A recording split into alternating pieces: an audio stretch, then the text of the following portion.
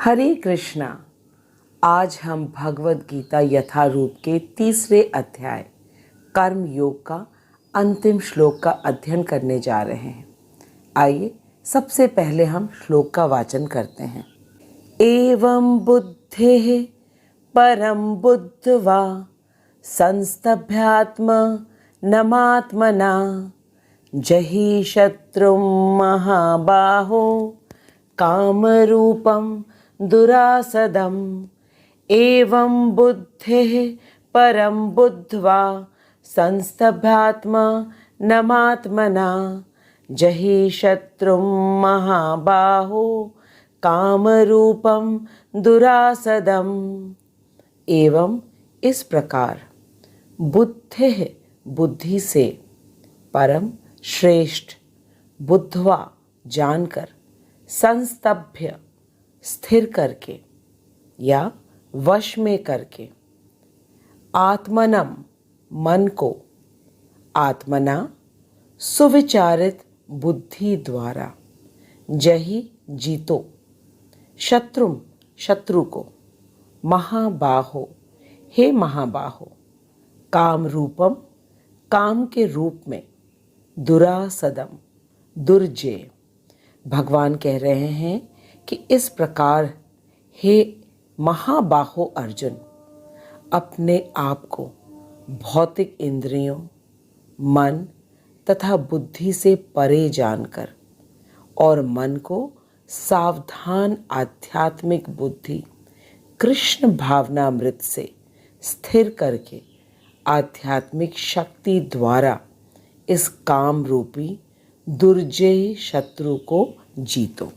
भगवान ने अर्जुन से कहा कि हे महाबाहो अर्जुन, तुम अपने मन को बुद्धि के द्वारा वश में करके इस काम रूपी दुर्जय शत्रु को जीतो। भगवान ने श्लोक संख्या 41 में अर्जुन से कहा था कि प्रारंभ से ही इंद्रियों को वश में करो और काम रूपी महाशत्रु का दमन करो, क्योंकि यह ज्ञान विज्ञान को प्राप्त नहीं करने देता। ज्ञान का अर्थ है शरीर और आत्मा के अंतर को जानना, ज्ञान कहलाता है। और विज्ञान वह है जिससे हम आत्मा तथा परमात्मा के संबंध को जान पाते हैं, हम स्वयं को जान पाते हैं, जिसे आत्म साक्षात्कार कहते हैं। इस विशेष ज्ञान को विज्ञान कहते हैं।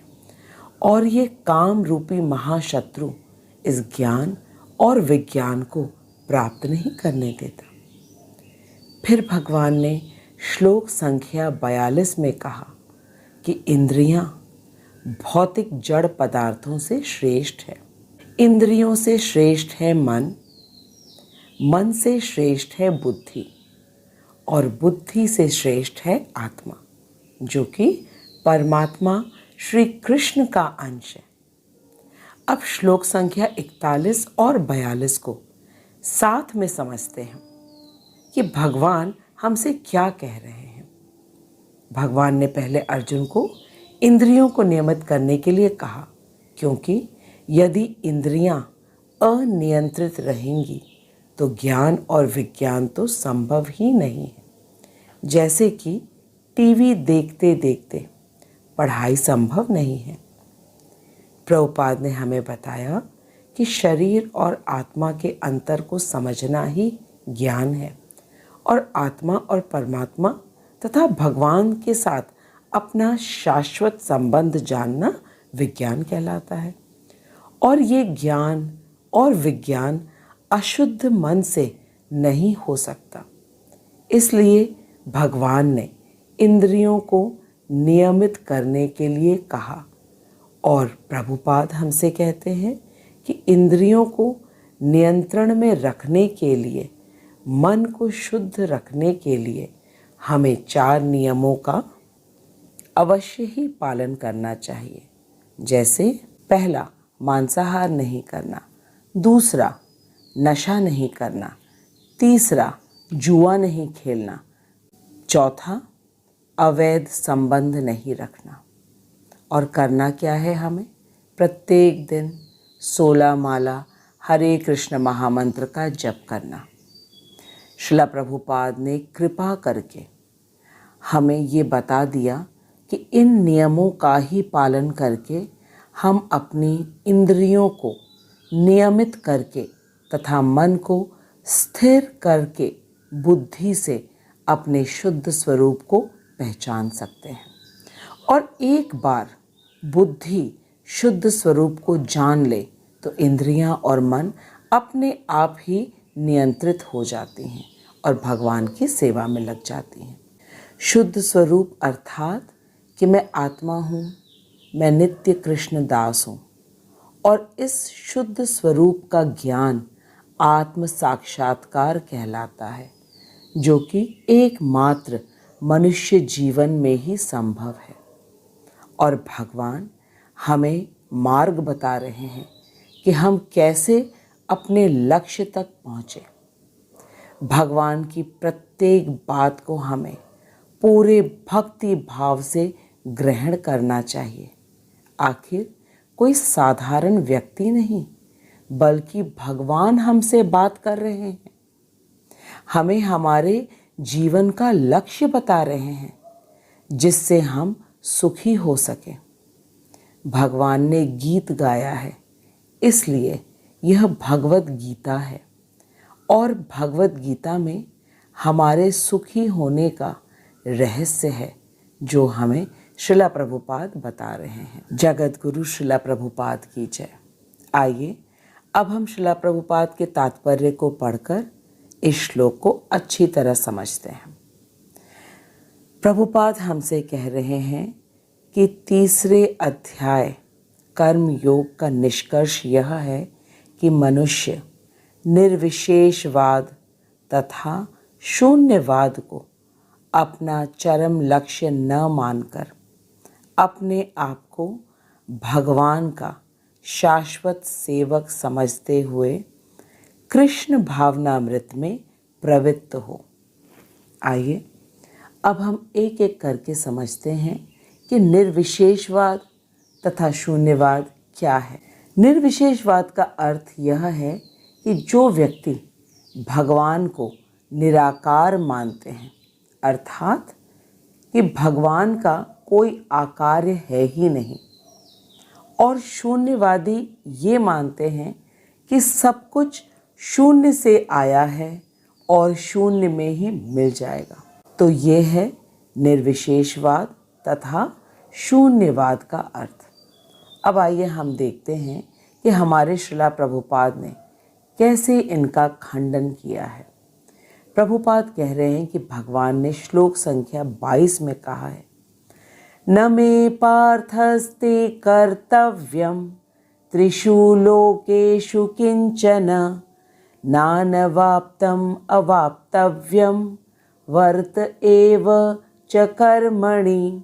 भगवान कह रहे हैं कि हे प्रथापुत्र, तीनों लोकों में मेरे लिए कोई कर्म नियत नहीं है, न मुझे किसी वस्तु का अभाव है और न ही आवश्यकता है, फिर भी मैं नियत कर्म करने में सदा तत्पर रहता हूँ। श्रील प्रभुपाद कह रहे हैं कि एक निराकार व्यक्ति या शून्य कैसे कर्म कर सकता है। भगवान स्वयं कह रहे हैं कि वे कर्म कर रहे हैं, इसका मतलब वे निराकार नहीं हैं, बल्कि पूर्ण रूप से साकार हैं। फिर श्लोक संख्या 23 में भगवान कह रहे हैं, यदि ह्यम ही न वर्तेयम जातु कर्मण्यतन्द्रतः मम वर्तमानुवर्तन्ते मनुष्याः पार्थ सर्वशः। भगवान कह रहे हैं कि यदि मैं नियत कर्मों को सावधानी पूर्वक न करूं, तो हे पार्थ, यह निश्चित है कि सारे मनुष्य मेरे पथ का ही अनुगमन करेंगे, अर्थात अनुसरण करेंगे। भगवान ने पहले ही कह दिया, यद यद आचरति श्रेष्ठः तत्तत् देवेतरो जनः, अर्थात श्रेष्ठ व्यक्तियों का आचरण साधारण मनुष्य करते हैं। तो यह बिल्कुल स्पष्ट रूप से निर्विशेष तथा शून्यवाद का खंडन हो गया। इसी अध्याय के श्लोक संख्या 30 में भगवान कह रहे हैं, मयि सर्वाणि कर्माणि सन्न्यस्याध्यात्म चेतसा निराशिर निर्ममो भूत्वा युध्यस्व विगतज्वरः। भगवान अर्जुन से कह रहे हैं कि हे अर्जुन, तुम अपने सारे कार्यों को मुझ में समर्पित करके पूर्ण ज्ञान से युक्त होकर, लाभ की आकांक्षा से रहित होकर, स्वामित्व के किसी दावे के बिना तथा आलस्य से रहित होकर युद्ध करो। भगवान ने ये आदेश हमारे भले के लिए दिया है, ताकि इस प्रकार से हम अपने स्वधर्म को करते हुए जन्म मृत्यु के बंधन से निकल सकें। श्रील प्रभुपाद ने हमें जन्म मृत्यु से निकलने के लिए कृष्ण भावनामृत होने के लिए कहा है। आइए अब हम समझते हैं कि कृष्ण भावनामृत क्या है। श्रील प्रभुपाद कह रहे हैं कि हमें अपनी बुद्धि को शास्त्रों को पढ़ने और समझने में लगाना चाहिए, और शास्त्रों में आत्मा और परमात्मा का नित्य संबंध बताया गया है। और जब हमें संबंध का ज्ञान हो जाए तो भाव उत्पन्न होते हैं। श्रीमद् भागवतम की एक कथा में मृगारी नामक शिकारी का दृष्टांत है। मृगारी पशुओं को अधमरा करके उन्हें तड़पता देख आनंद लेता था, लेकिन एक बार जब नारद मुनि ने उसे उसके भगवान के साथ के संबंध को बताया तथा प्रत्येक जीव में भगवान के वास के विषय में बताया, तो मृगारी इतना बदल गया कि अब वो किसी चींटी के ऊपर पैर भी नहीं रखता, बल्कि कूद कूद कर बचा बचा कर चलता कि कहीं पैरों के नीचे कोई जीव तो नहीं आ जा रहा है। यह परिवर्तन संबंध ज्ञान से ही हुआ, क्योंकि संबंध ज्ञान के होते ही भाव उदय होता है, और फिर जब व्यक्ति भाव से कुछ भी करता है तो भगवान उसे स्वीकार करते हैं। जैसे कि भगवान राम ने माता शबरी से झूठे बेर खाए, भगवान कृष्ण ने विदुरानी के केले के छिलके बड़े चाव से खाए, सुदामा के तंदुल के चावल खाए। ऐसे भगवान और भक्तों के प्रेम भाव के आदान प्रदान के अनगिनत कथाएं हैं।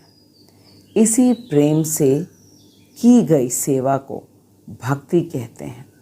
भगवान ने दूसरे अध्याय के श्लोक संख्या 40 में कहा है, नेहाभिक्रम नाशो अस्ति प्रत्यवायो न विद्यते सुअल्पम अपि अस्य धर्मस्य त्रायते महतो भयात्।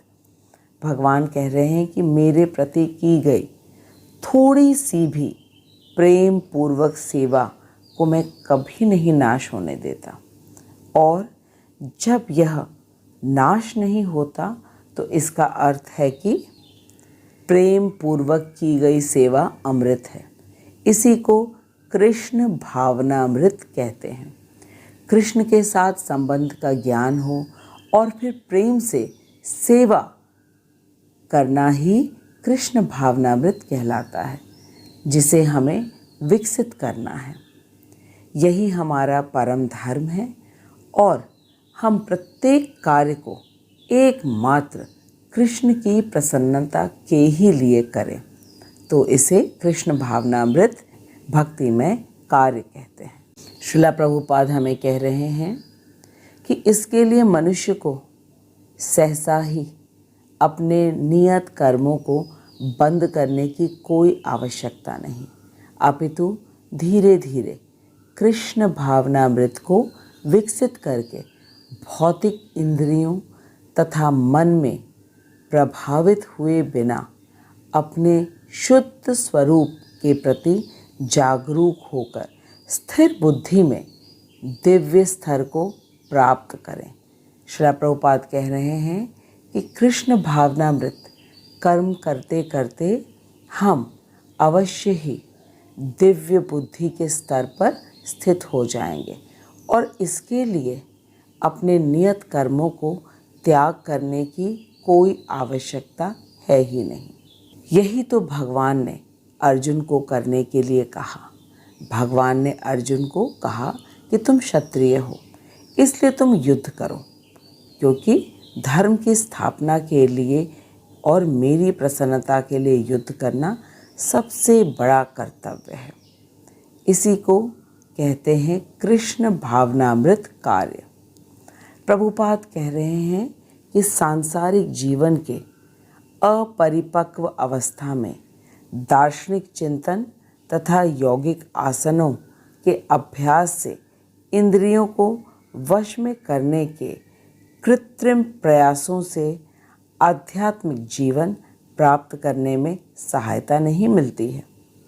आध्यात्मिक जीवन तो तब मिलती है जब मनुष्य अपनी बुद्धि के द्वारा, जो कि इंद्रियों और मन से श्रेष्ठ है, उसको भगवान को जानने की जिज्ञासा में शास्त्रों को अध्ययन करने में लगाता है और फिर भगवान और अपने संबंध को जानकर भगवान की प्रसन्नता के लिए प्रत्येक कार्य को करता है। इसी को कृष्ण भावनामृत कहते हैं और मनुष्य जीवन का यही चरम लक्ष्य है। यही कर्मयोग का सार है कि हम अपने प्रत्येक कर्म को भगवान की ही प्रसन्नता के लिए करें और अपने दुर्लभ मनुष्य जीवन को सफल बनाएं। आज हम भगवद गीता यथारूप के 3 अध्याय का समापन कर रहे हैं और भगवान ने हमें अपनी इंद्रियों को प्रारंभ से ही नियंत्रित करने के लिए कहा है और साथ ही हमें हमारे शुद्ध अस्तित्व के बारे में भी बताया कि हम शरीर नहीं बल्कि आत्मा है और हमें अपनी बुद्धि के द्वारा इंद्रिय तथा मन को नियंत्रित रखना है, जिससे आत्मज्ञान तथा आत्म साक्षात्कार संभव हो सके। और आज के श्लोक में भगवान कह रहे हैं कि हे महाबाहो अर्जुन, तुम अपने आप को इंद्रिय, मन तथा बुद्धि से श्रेष्ठ जानो और अपनी बुद्धि से मन को वश में करके इस काम रूपी महाशत्रु और नित्य वैरी को मारो। श्रील प्रभुपाद कहते हैं कि जब हम अपनी इंद्रिय तृप्ति करना चाहते हैं तथा अपना स्वामित्व जताते हैं इस जगत पर, तो यह काम कहलाता है। और यदि हम प्रत्येक कार्य को एकमात्र कृष्ण की ही प्रसन्नता के लिए करते हैं तो वह प्रेम कहलाता है अथवा कृष्ण भावनामृत कार्य है, जिससे हम भक्ति कर सकते हैं और कृष्ण भक्ति करके व्यक्ति जन्म मृत्यु के चक्र से बाहर निकल सकता है। अब मुझे पूर्ण विश्वास हो गया है कि भगवद गीता के कर्म योग के अंतिम श्लोक को हम सब अच्छी तरह समझ गए हैं, क्योंकि भगवान ने हमसे कहा कि मन तथा बुद्धि से अपने आप को परे जानो और मन को सावधान करके आध्यात्मिक बुद्धि से अर्थात कृष्ण भावनामृत से स्थिर करके आध्यात्मिक शक्ति के द्वारा इस काम रूपी दुर्जय शत्रु को जीतो। भगवान ने दुर्जय इसलिए कहा है क्योंकि यह अत्यंत कठिन है। इस काम रूपी शत्रु को जीतना यह दुर्जय है और काम नित्य वैरी है, महाशत्रु है। इसे एकमात्र कृष्ण भावनामृत कार्यों से ही हम कर सकते हैं। यही हमारी शक्ति है। जब हम अपने आप को आत्मा और बुद्धि जानते हैं तब हम इंद्रियों और मन के वश में नहीं आते हैं। इस प्रकार हम इस आध्यात्मिक शक्ति से काम रूपी दुर्जय शक्ति को जीत सकते हैं। श्रील प्रभुपाद हमें बताते हैं कि हमें किसी भी भौतिक वस्तु का त्याग करने की कोई आवश्यकता है ही नहीं, बल्कि प्रत्येक वस्तु को कृष्ण की सेवा में लगाने की आवश्यकता है। हम फ़ोन, सोशल मीडिया, सभी चीज़ों का प्रयोग करें सिर्फ कृष्ण के लिए। यही सही मायने में कृष्ण भावनामृत कार्य है। और अब अगले सप्ताह हम चौथा अध्याय आरंभ करेंगे, जिसका शीर्षक है दिव्य ज्ञान। मैं आप सभी का धन्यवाद देती हूँ कि आप इतने धैर्यपूर्वक भगवद गीता के श्लोक को सुनते हैं, मनन करते हैं। और यदि कोई प्रश्न हो तो कमेंट बॉक्स में अवश्य लिखिएगा। चौथा अध्याय प्रारंभ होने वाला है, हमें दिव्य ज्ञान मिलने वाला है। और ये ज्ञान हमें कौन दे रहा है? स्वयं श्री भगवान श्री कृष्ण हमें दे रहे हैं। तो अवश्य हमसे जुड़े रहिए और सदा हरे कृष्ण महामंत्र का जप करिए और सुखी रहिए। हरे कृष्ण। जगत गुरु श्रील प्रभुपाद की जय। अनंत कोटि वैष्णवों की जय। हरे कृष्ण।